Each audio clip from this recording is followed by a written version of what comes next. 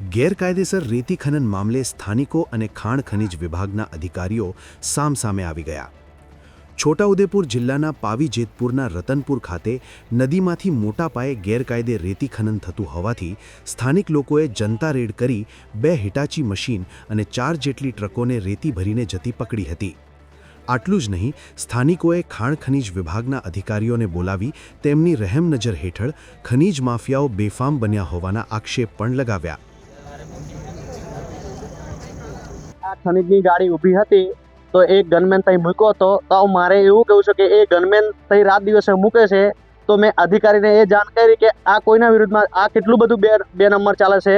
તેથી અધિકારીને જાણ કરી, પછી અમે અહીંયા આવીને આ ગાડીઓ બધી પકડી, પછી અધિકારીને અંદર લઈને ગયા કે આ કોઈના તમારે ગનમેનો યા ડિવિઝન પર મૂકે છે. જનતા ડિવિઝન બનાવ્યું છે, ત્યાં એમને સરકવું છે અને ત્યાં પાછા ડિવિઝન જોડે ગનમેનો મૂકે છે. ત્યાં કોઈને હાંચવા મૂકે છે. રાત દિવસ ગનમેનો 4 મૂકે છે.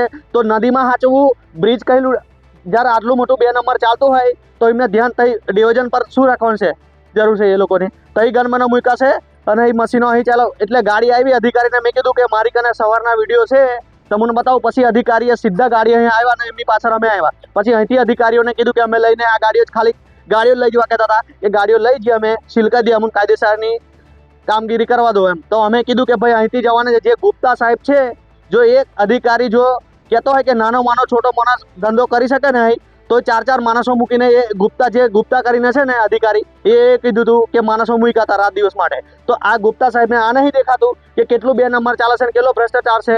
આ કોઈની નજર હેઠળ ચાલે છે અને આ બધા અધિકારીઓ મિલીભગત છે.